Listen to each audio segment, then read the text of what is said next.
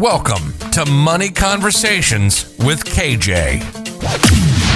KJ is a lifelong entrepreneur who's made a lot of money, lost a lot of money, and found his way back again. If you're looking for a sterile how-to, you're in the wrong place. KJ and his guests will walk you through real-life situations told by the people who live them, and they are as messy as they are inspiring. Each episode will offer lessons learned, advice on how to replicate successes and avoid pitfalls, and a new perspective to power your financial literacy. Far from a one-size-fits-all, this podcast can help you build a roadmap to your personal promised land. Milk and honey for some, whiskey and steak for others, and remind you that you're not alone on this journey.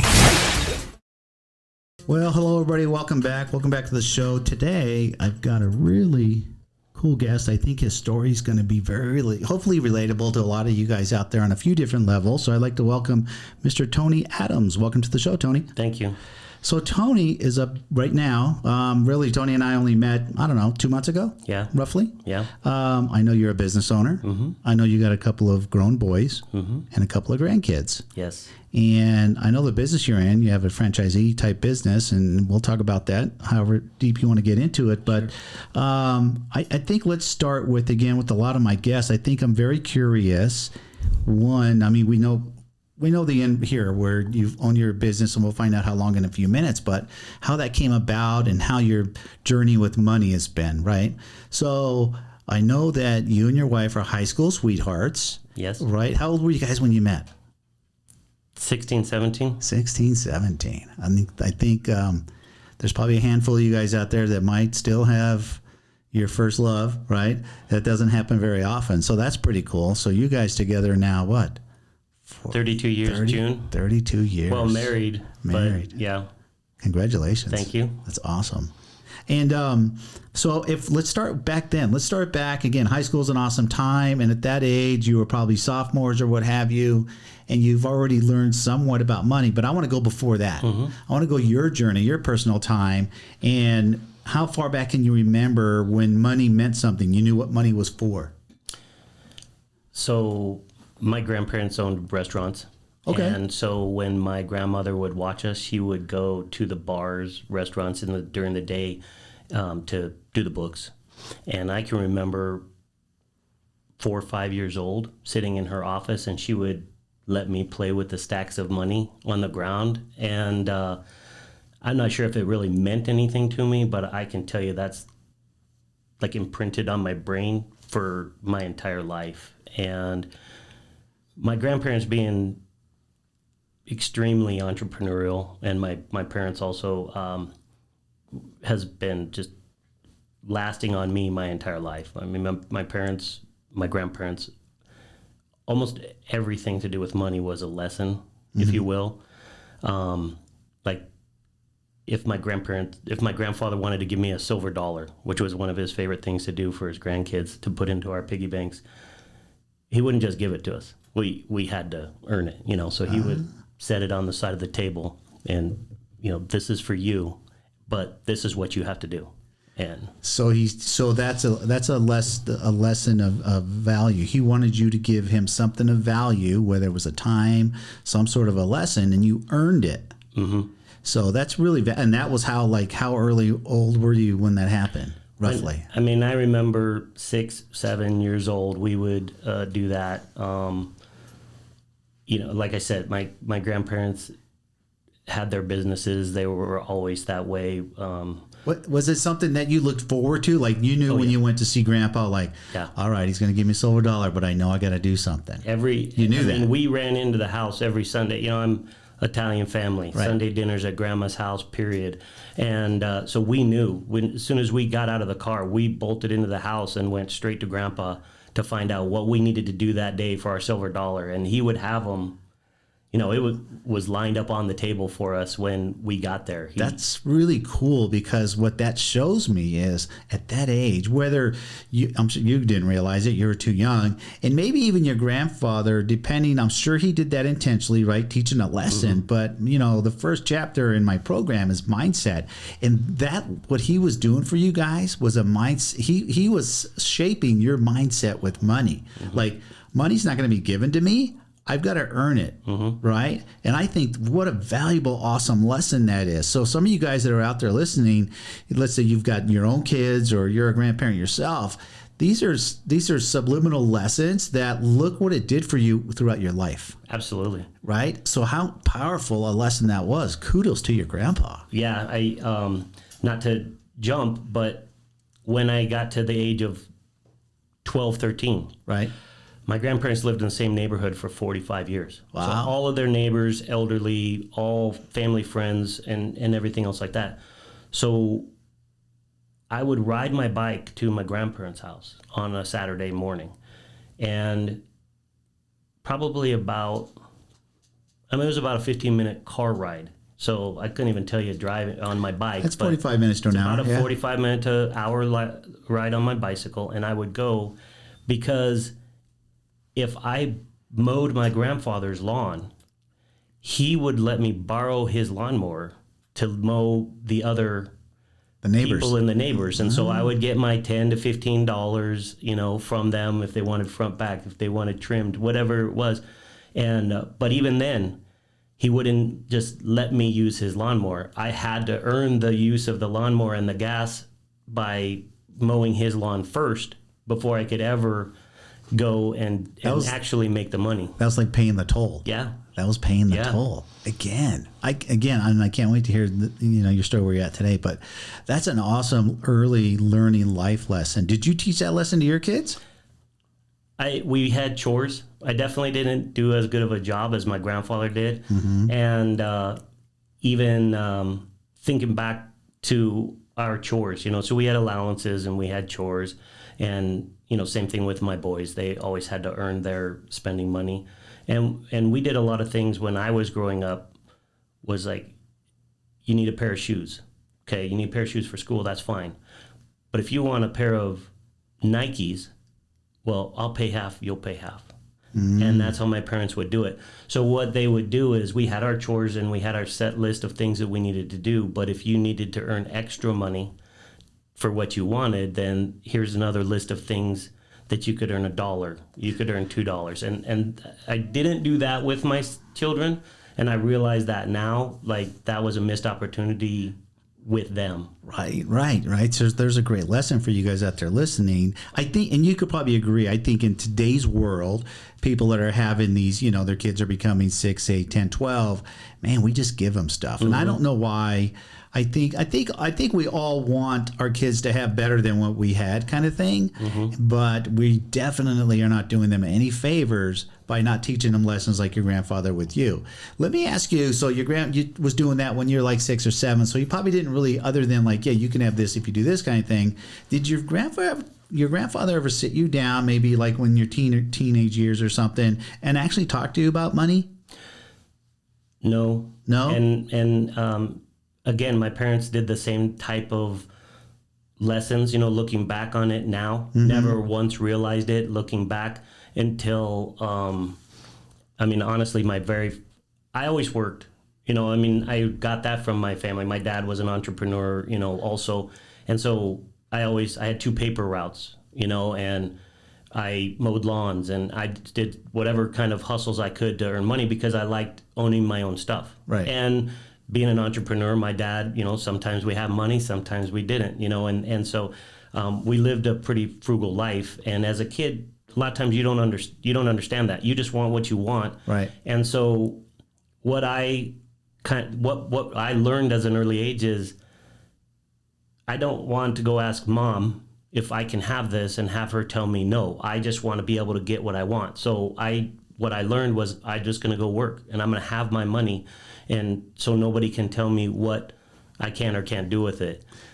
So and again, I ask this question to most people, right? And the whole reason, the purpose of what I do in the podcast is because I realized over a lot of conversations, thousands literally, that, our parents never sit us down and literally talk to us first about, okay, listen, you're 17 or 18, whenever the age you start to really making money.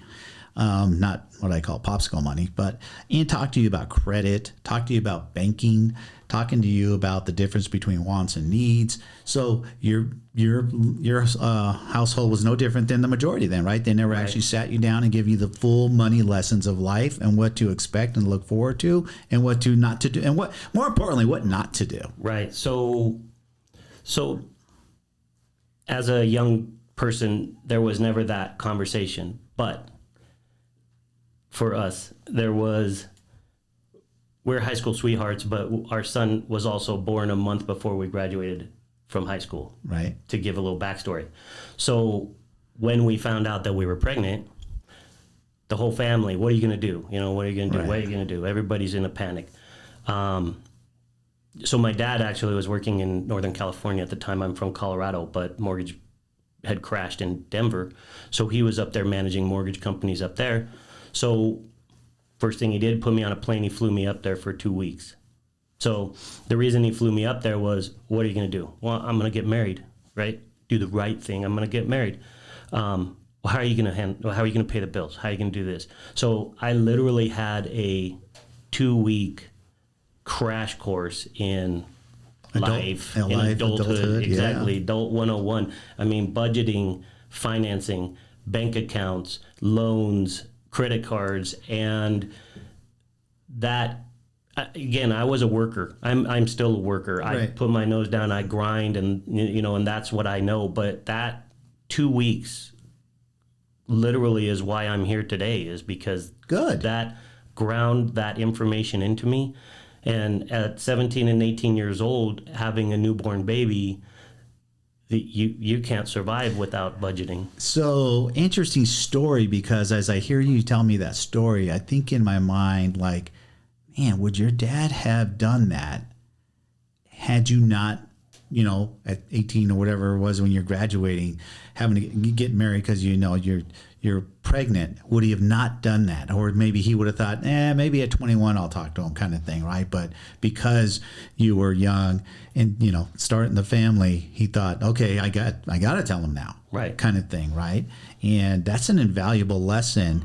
And I think for you guys out there, if you're parents, don't wait. Right. I think, what age do you think that we should be having those types of conversations with our kids? I think that to have like that serious of a conversation with them at the very latest 14, 15. But to start the conversations and to start the education, if you will, it has to be much younger. And I can tell you right now that I've already made the commitment to myself that with my grandchildren, who are only 2 and 8 months old, I'm going to be that same grandfather that I realize what my grandfather did to me. Right. And I want to do that exact same thing. I don't feel like I did wrong by my boys, and I don't think that, they're both successful and do really well for themselves. But I look back now and know I could have done more and done better. Right. And so, sometimes we sit here and it's easy to play Monday morning quarterback kind of thing. You know what I mean? When you're, again, I was a fairly young parent myself. I was 21, but you as a parent, you're always the first time of your first one being 1, 2, all the way up till 30. Like, hey, I've never been the parent of a 30-year-old. Right. How do we parent? And you're still parenting when they're 30. Don't kid yourself. But so at every one of those ages, and so it's easier to come back like with the grandkids kind of thing. But it's really what a great story it is that your grandfather did what he did, and man, kudos and good for you there. So that was your tradition and family, that you learned about money and your life lessons. Now, like you said, you're going to do that with your grandkids. Do you share, what types of conversations do you share with either siblings or close friends about money? Because sometimes those conversations are taboo. For me, it's with absolutely everybody. Okay. I share it with customers, I share it with siblings, I share it with my friends. I feel like I've acquired a good amount of knowledge.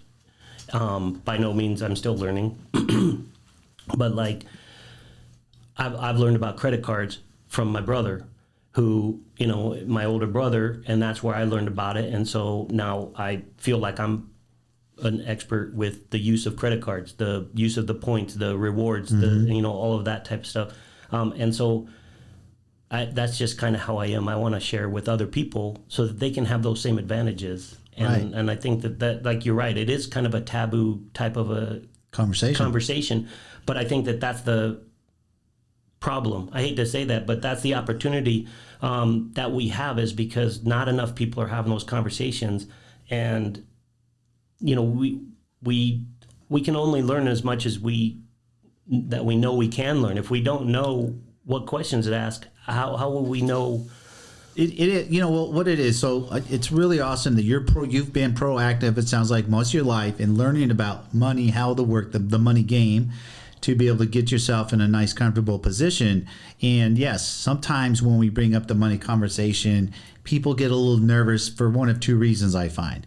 Either because you have money and you're like, uh-oh, they want to talk about money, which means they want to borrow money. Or the opposite end of the spectrum, which is like, oh man, I don't want to talk about money because I don't have no money. Yeah. Right? I don't want to look like the moron in the room that I'm whatever age and, I'm not managing my money well. So you don't want to look like, a fool, but you shouldn't feel that way, right? Because I truly believe we all have to be proactive in learning a solid, at least the fundamentals, which is what I teach, the fundamentals of financial literacy. Because if you have that, you will never have money problems. Yeah. Right? Because people that don't understand how money really works are the ones that have money problems. Yeah. And I feel like one of my strengths is budgeting. I'm, again, 18 years old, wife and kid, out on our own. We didn't get help from the family, and so I learned at a very young age how to budget and how to stretch that dollar.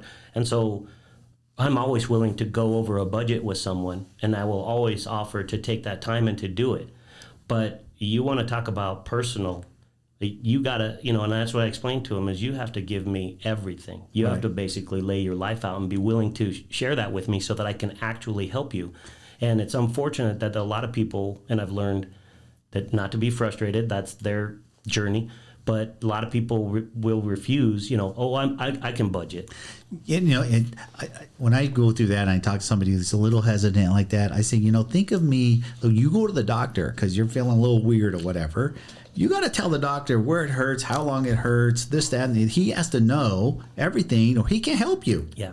If you don't tell the doctor everything, he cannot help you. Right. So that's why they do all the tests and everything like that. So I think for you guys that are out there, if you have someone lucky enough like Tony here, who's willing to just out of his free will, not charging or anything, talk to you and you could learn things, man, I would 100% take advantage of that, because I find that we can all in this day and age go online and try to learn whatever, but there's a difference between reading a bunch of content about whatever, maybe watching a video, but you're always going to have questions. And if you have a live person that wants to break it down to you and you can ask questions, it's priceless. Yeah. I mean, great free information you can't beat. So talk to me about, so you're young, you got pregnant, you got married. What'd you do for a living right out of the gate?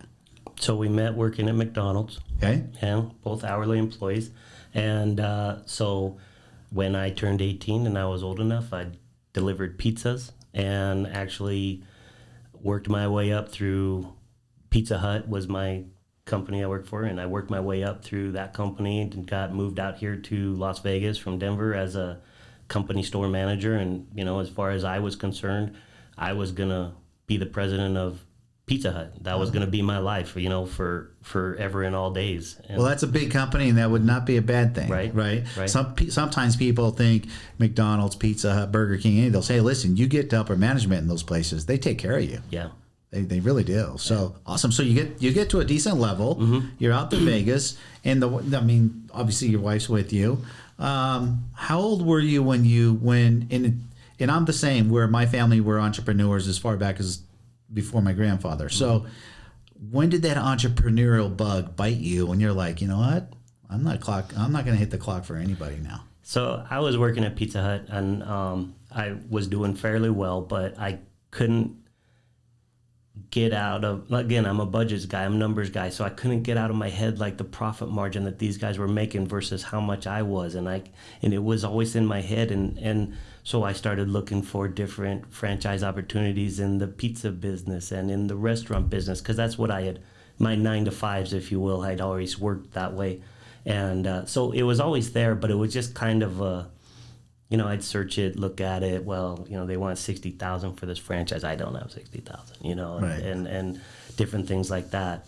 And so it was there from when I was about 21, 22, even though I'm doing the 9 to 5, I'm grinding it out, I'm getting my paycheck, and I'm advancing, here I am, company moves me to Vegas at 23, 22 years old, to run a store, and and I'm got people telling me, oh, you get management next level, and all those things, but I knew I just couldn't get it out of my head. Like, it was there. Well, corporate America likes to dangle the carrot. Oh, they love it. They love this is what's possible for you, Yep. and we're going to do this, we're going to do that. And very few, and I've talked to so many people down that road, that it's a dangling of a carrot. I mean, it never comes to fruition most of the time. It does probably for a handful of people. But so you decided, you know what, I'm going to do better if I go on my own. Mm-hmm. Now, I know the type of franchise you own now. Mm-hmm. So as I hear your story, I'm like, you're a totally restaurant guy. Yeah. Is where you grew up doing all of that. How did you transition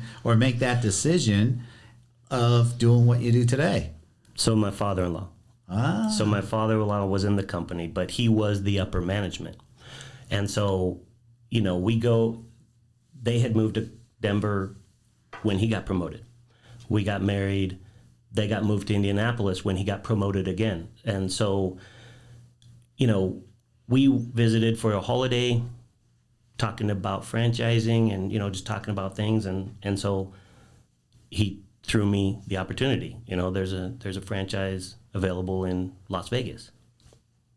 I know nothing about this industry, right? I have absolutely no knowledge whatsoever. So pause real quick. So it's up to you if you want to share it or not. But I know the people out there listening, what is it? What is it? What is it? Right? They're all like, yeah. we're teasing the crap out of them right now. I didn't know. So Snap-on Tools franchise. Because it's worldwide known. Everybody knows Snap-on Tools. Number one in the world. And that was literally the only thing I knew. Okay. I don't know cars. I've been selling tools for 25 years to professional mechanics. I still don't know cars. Right. I know how to drive them. I know which ones I like. Right. But, and so my father-in-law throws it out there, and he knows the guys in Vegas from years past, and he can set up the interview. And I'm still not sure, even though franchises, entrepreneurial is what I want. Franchise is what I'm looking at and thinking of. But I do my research and I get online, and all I needed to see was number one brand. Top 5 franchise to own, top 500 Fortune company, 100, we just celebrated our 100th year last year, so obviously solid company. And so I decided, why not? I'll just go take the interview and find out. And I really approached it as, I'm interviewing you. You're not interviewing me. I'm interviewing you. And to be 100% honest, I went and I told my wife, I said, you know what, I could do this for 2 years till I figure out what I want to do with my life.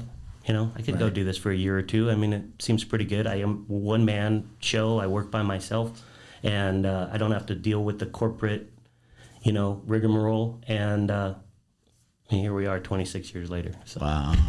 26 years later. So something that you started off as maybe a couple of years. And that it triggers me. I did a video, I don't know, a month or two ago about side hustles. And it just triggered my mind when you said, I'll try it for a couple of years. Let's see how it goes. Because is that something you think someone could start on the side kind of thing? Or is that something you got to jump full time? So with this franchise, it's definitely all in. All in. Yeah, it is an all in type of a job because it's not your typical franchise. You're literally a one-man show, and when I say that, I don't give enough credit to my family for helping me because your wife has to be involved. Your kids have to be involved. But you are the inventory. You are the salesman. You are the banker. You are every single aspect of the business. So it's not like a small shop where you can have a couple of employees take a day off or whatnot. Right. Eventually you can get to that point, but it takes a while to. Yeah, because it's you, one truck, having a route, visiting mechanics, selling tools. Yep, and you have to go, it's a route sales, so you have to hit all of your Monday on Monday. They don't want to see you on Tuesday. And and so it's, it's definitely a grind, especially when you start. Well, I know Snap-on tools are not cheap by any means. Right. I mean, I bought them myself, back in the day. And even back in the day, they were expensive. I don't even know what they are today, but I'm afraid to even ask. Right. But so yeah, here you are, 8 years later? 26. 26 years later, still pumping it out. And what you own? How many vehicles do you own at this point? We have 5 franchises. 5 franchises now. So you got people in trucks. Yeah, I've got people in trucks, and we've got with 9 employees total. So we have some logistic guys, warehouse managers, different things like that. So those early lessons in life had to have helped you run that business. Oh, absolutely. I can tell you I would not have made it because I was not that salesman and I was not that automotive guy. So I couldn't go in and tell a mechanic what he needed to buy. So I needed to build that trust with them so that they would come to me and tell me what they needed. So I had to manage the books, and I had to manage the budget, and I had to keep everything in line until I acquired the knowledge to be able to go out and to sell the tools to the guys and help them, with the knowledge that I had acquired. And, but that took quite a few years before, I could. Well, I'm thinking now that, like, how old were you when you got your first one? 24. 24. So, because you have a wife and a kid, what kind of education? Did you go to college? With Pizza Hut, they had free college, so I have about a year of. And I only bring it up because there's a lot of folks out there, and it's been on the news lately about, this is 2021, and college is not what it was 25 years ago. One, it's ridiculously expensive. Mm-hmm. Two, you don't have to have a college degree to make 6 figures in today's world. Right. If you want to go to the corporate world, obviously most places you do need a college degree, but they really don't care where it is. Just show me the piece of paper that you did it. Yeah. That's it, right? Doesn't really matter to me what school you go to. And in your particular case, again, I know where you're at, and you live a nice lifestyle. And so I want people to be encouraged that are out there that are thinking, man, I can't afford to go to college. How am I ever going to make 6 figures? Right. And here you are. One, it's two things real fundamentally basic. Work ethic, number one, mm-hmm. right? You guys better have a really strong work ethic if you're going to think you're going to create some sort of wealth. 2, learn some skill sets with your money, and you did with budgeting, mm-hmm. right? That stuff also can be outsourced, right? For you guys that are out there thinking like, I'm not good with numbers. I hate dealing with numbers, because there's a lot of people like that. Like yeah. I know a lot of marriages are like, you know what? I let my wife handle that. I don't like it, or vice versa, right? And we can outsource whether it's to a spouse or a professional, sure. right? You don't have to be the guru budgeter to be able to go out there and just find a passion that you like, as long as you're passionate about it. But obviously, over time, you grew to have it to be a passion. Yes. Because I want to transition now into it had to be, so you've got it, you're up, like most things, the first couple of years are the hardest, mm-hmm. getting on plane, getting a reputation kind of thing. And then you started to make some money, and you had to, as I know you understand, you started to do investing, right? Sure. You're like, I'm making more money than I need for my lifestyle. I'm not raising my lifestyle. I need to put some money to work. How old were you? And more importantly, what triggered you to think about investing? Who'd you talk to, or what kind of research? So, I went to my father, and I went to my brother. My brother's a very smart guy, and I trust him, completely. My dad, has owned a few businesses and has done well for himself, and so I went and I talked to them, and I kind of got information from them as to what had worked for them, what they were doing, why. Would you ask them? Because there's people out there, they're like, you know what, I got an extra $500 a month or $1,000 a month or whatever, and share with us how, like, was it tough for you to go engage in that conversation? Because again, we talk about money, and a lot of people are afraid to talk about money. And for you, this is family, so probably a little easier versus some of you guys that are out there, and like, well, I don't have family to go lean on or talk to. Right. But build up and I don't know if the courage is even the right word, but you need to go talk to people. If you got to put money to work, don't have that extra $500 or $1,000 a month and decide I want to go buy a more expensive car or go on some big elaborate vacation, start to put money to work at an early age. So you went. What was the mindset at the time when you decided I need to go talk to those guys because I got to put money to work? I'll tell you because it's horrible, but the business took off. You know, like you said, you grind and the first few years are tight and the business took off, and all of a sudden we grew 33% in 1 year. And for me and for what we were doing, that was absolutely unheard of.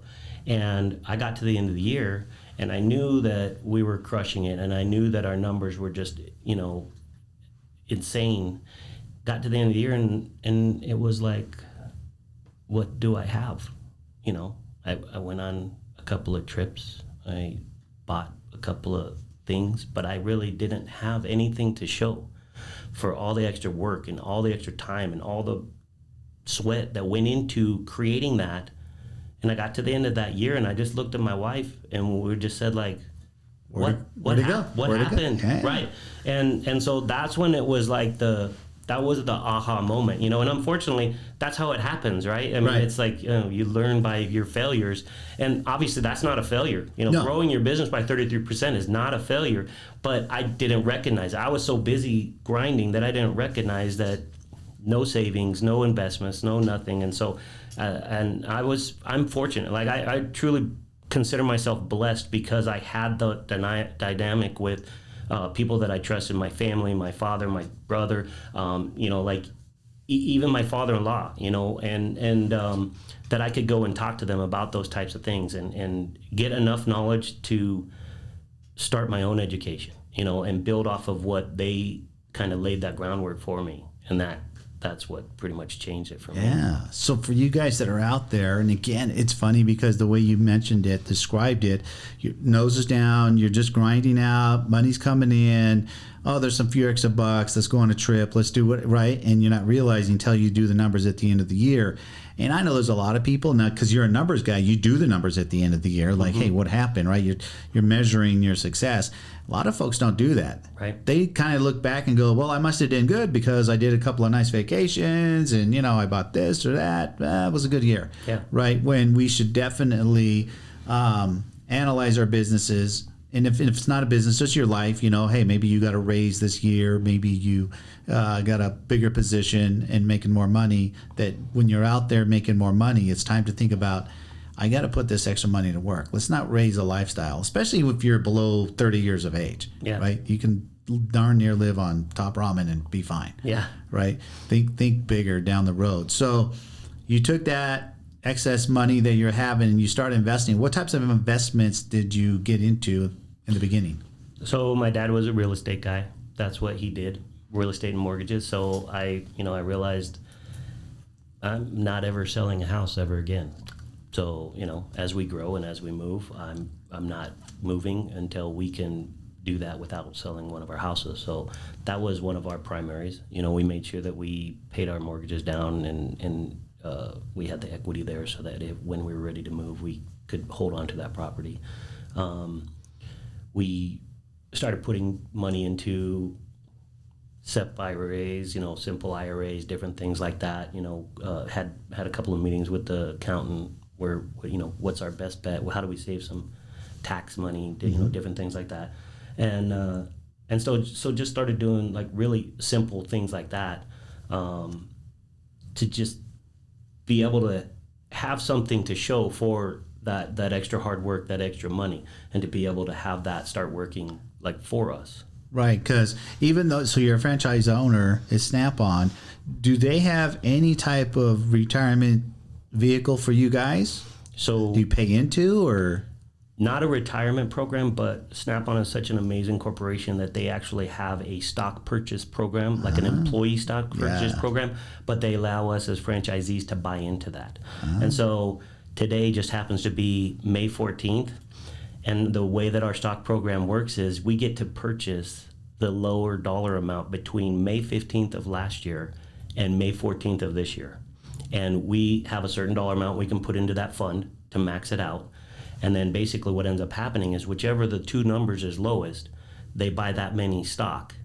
And then those stocks as of tomorrow morning, will be worth whatever the market opens up.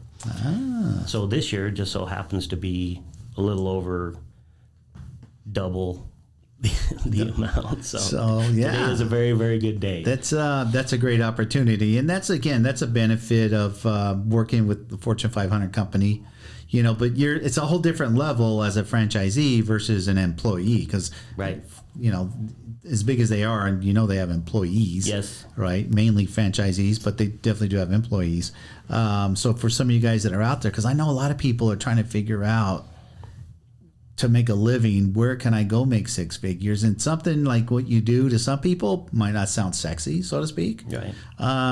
But it's definitely pretty darn sexy when you're cashing checks, and even though you do set your own hours as an entrepreneur, we work more hours than the people who have JOBs. Sure. But we also have other liberties that if you have a JOB you don't have. Yeah. Right. We can actually control our time a lot more. Yeah. So that's pretty cool. So how long do you plan on being or having these franchises? Well, I mean, there's no plans to get out, anytime soon. I'm super fortunate. My son works for me. And so part of the future plan is to transition him into the leadership role of the franchise and then maybe free up some time for me to do other things. I'm not a big fan of the word retirement. That was my next question, because you're still fairly young. You're in your early 50s. And everybody's always pushing. Like if someone's in their early 50s and they've been with some company 20 plus years, they're like, retirement's around the corner, right? And I hate the word retirement. That's not my goal. My goal is to be financially independent. Yes.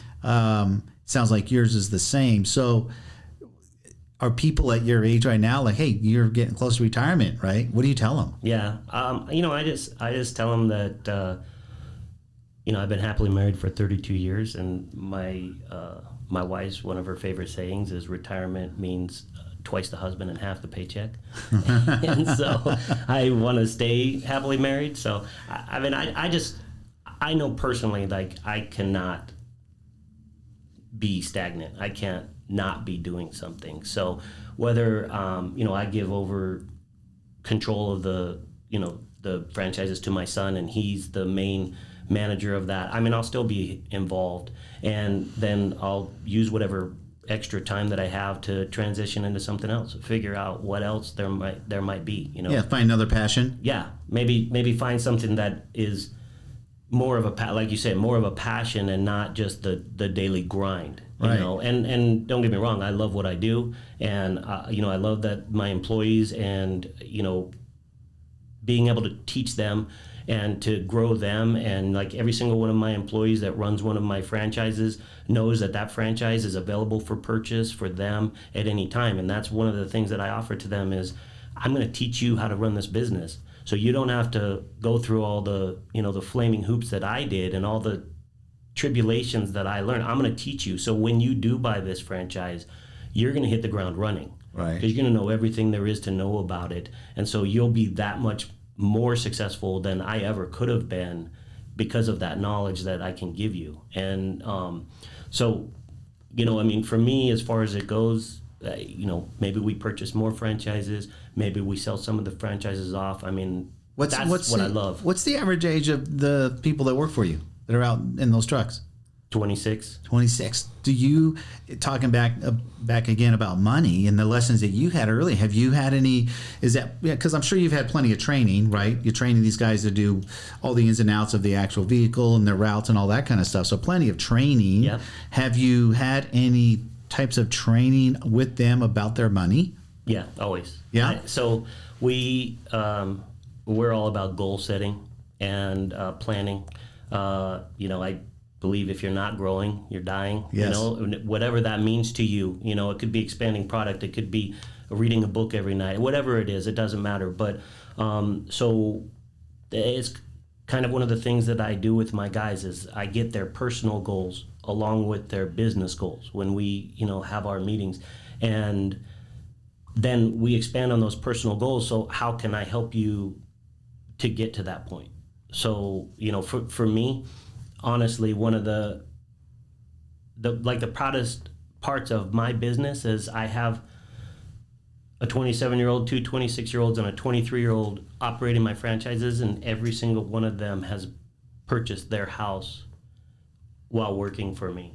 Awesome. So that's something that I feel pride in being able to help with that for them. 100%. Because listen, those gentlemen are extremely lucky to have someone like you that cares. You care. But understanding as a businessman, the happier your employees are, the more money you're going to make because your business will run a lot smoother. Yeah. Right? There's a lot of business owners out there that don't treat their employees like that they care. And not to say every employee is very receiving on the other end, right? Some of them are not, but I guess you must come across in a way to those guys that are like, I trust what Tony's teaching me. I'm following the lead. He's doing great. I mean, I always say copy and paste. Yes. Right? I think that you and I are very similar in our passion to share this knowledge. The things that I've learned, and whether it's been in a good way or a bad way, like you can learn something from every situation, and I want to share that with as many people as possible, and I love that. What kind of advice for people that are out there listening that are in entrepreneurship is up huge in the last 10 years. But if there's people out there listening thinking, I want to be an entrepreneur, I want to be my own boss, what advice would you give them? Just work hard. Work hard. Yeah, definitely work ethic. There's a lot of chatter, if you will, on the internet now about the side hustle and this multimillionaire has this many streams of income and stuff like that. Those multimillionaires became multimillionaires because they put their head down and they became the best at something. Right. And they ground out till they were better than anybody else at that one thing. And then once they became the best, then other streams of income opportunities came to them. But, especially with social media, it's so easy to think that this just happened and it just came to be. You don't see the backstory. Right. You don't see the blood, sweat, and tears he had for 3, 5, 8, 10 years that he didn't talk to no one, he didn't go out to dinner, or she, right? They just grinded it out till they got to a point and now people start to know them. Yes. That's great advice, the work ethic. That's what I always say. I tell people to be an entrepreneur, whatever that passion of yours that you think you want to follow, understand you better eat, sleep, think 24/7, 365 the first 3 years. Yes. Otherwise you're just buying yourself a job and you don't, and there's a lot more responsibility being an entrepreneur. So don't do it. If you're not ready for that, if you're not ready, and a lot of people don't want to work. Right. I mean, a lot of people are just lazy in today's world. They're like, I want to put my 40 in and I'm out. Right. I'm waiting for Friday. Yeah. Right. I want to get out. I want to go party and blah, blah, blah. Where not willing to sacrifice. And to me, it's a short time. You probably know plenty of people like I do. You could have zero. And it's amazing how much you can build in just a short amount of time. I say 5 years. Yes. I think you can go from 0 to $1 million in 5 years if you put your head to the stone, grind it out, take a lot of lessons along the way, right? Have some good conversations. Right. It's definitely possible. People do it. And people do it that come to our country from wherever, the planet, and like, I showed up in America with, a suitcase and $20 in my pocket, and then you're a millionaire, and then you got people that are born and raised in this country who are 50 years old going, I don't know what to do. Well, you didn't try. Right. So, I'm a huge believer. But listen, we all need the people that are going to do those JOBs. Yeah. We need them. Someone's got to serve me at my restaurant. And you know what? It works for a lot of people. I've even had employees who have left, my job to go to the 9 to 5 making a lot less money, but I'm going to have a retirement in 15 years and I've got benefits and okay, good for you. That's the dream that is sold out there. Go find. But I mean, the pensions are far and few between. Benefits are overrated. These guys don't make 6 figures. I rather go make multiple 6 figures a year and I'll pay my own benefits. Yeah, right. Exactly. You'll be further ahead. Right. And the other thing, especially younger people today, I want to get my dream job. I want to, you get your dream job and you'll never work a day in your life. Well, this is corny and my guys give me a hard time all the time, but this is my saying is, as far as I'm concerned, your dream job is the job that you can do, not job, but whatever it is, the career that you can do that allows you to live your dreams. Right. Because I don't know really a person on this planet that wants to work for a dream, you know? And so that's, but if you can have a career or build a business or work a job and invest money so that you can live out your dreams, to me, that's the dream job. What would you give advice out there? And this is for any age. I don't care if you're 18 or 68, doesn't matter.